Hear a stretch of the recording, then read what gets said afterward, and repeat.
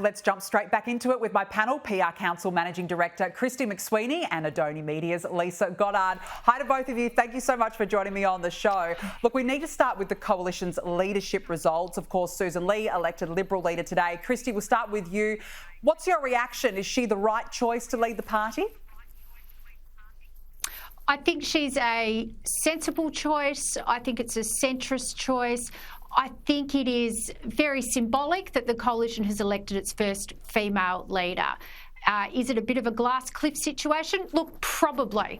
But I don't know if you've been into the Liberal Party room and you are confronted with a photo wall of men. And it will be great that the Coalition can finally have a woman on that wall. And of course, it has been the case at a state level. We've had leaders and Senate leaders as well, and it's been, you know, amazing. So it's not a be all and end all, but that is one good point. In terms of, is it a unifying decision? We'll have to wait and see how long the factions give her before that starts. But I think she did very well today in the press conference. I was quite impressed. We'll see. We'll certainly see. Lisa, what's your take on it? Look, I think she has work to do. She's been in Parliament now for more than 20 years. And I did a strawman poll around the office today and some people down in the foyer. They didn't know who she was. And the other big point was they didn't know how to pronounce her last name. So you're looking at someone who, look, I think it's great that they've put a woman in that position. I don't like the fact that every headline is screaming it's the first female, because I do think it comes down to merit. But look, she's there. I think what we need to judge her on is not her gender, but what she can actually do about, as Kristy said, unifying the party and having some really tough conversations about what policy are they going to come forward with, because today there were no real answers on that. Yeah, and that's exactly what I said as well in my editorial. There were no clear answers. And I agree, you know, Lisa, I don't care what the gender of a person is in that high level position. I don't care. As long as they can do the job and as long as they got there through merit, I couldn't care less whether they're male or female. I totally agree. Now, look, let's talk about gender quotas, because, Kristy, you had an interesting article in the AFR yesterday. You said, to win them, I suggest we embrace women who can win us those seats and understand that we need to help them gain the experience and the networks in the party to be visible, recognised and chosen. If that means giving them a mandated female position to win an election, so be it. Kristy, are you advocating for gender quotas? Do you think that is the way forward for the Liberal Party, and why? Well, one, I think it's time something happened. I have sat in pre-selections for over 25 years.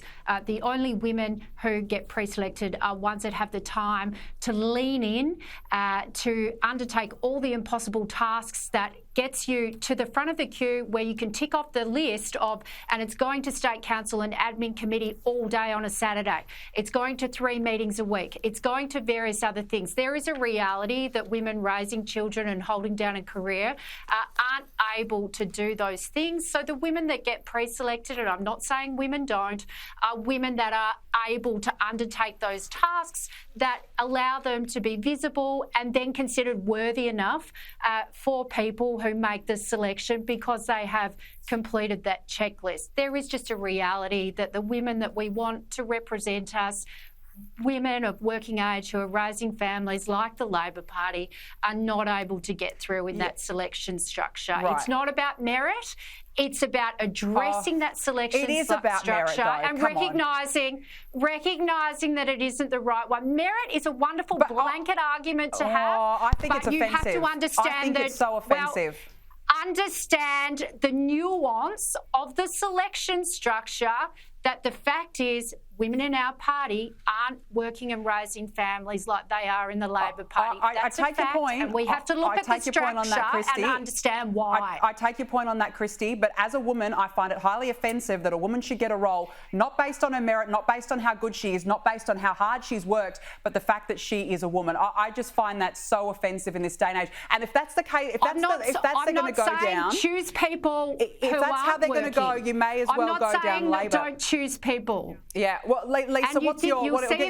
What do you think, Lisa? Sorry, I just want to move on because we don't have a lot of time, and I do take your point, Kristy, and I get what you're saying. But Lisa, what are your thoughts on this?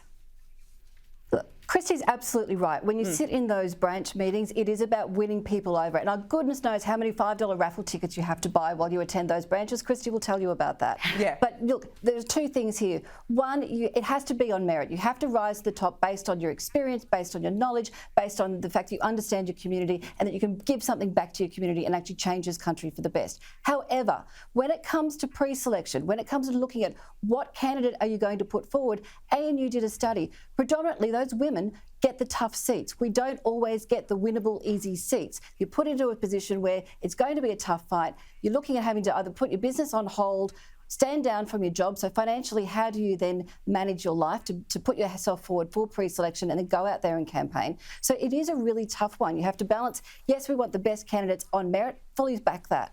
However, they need to look at the party structure and think about how do we pre-select women who are good on merit and put them into seats that are winnable. If we truly want women in the parliament and in greater numbers, it's not about quotas, it's about putting them into the seats that are winnable.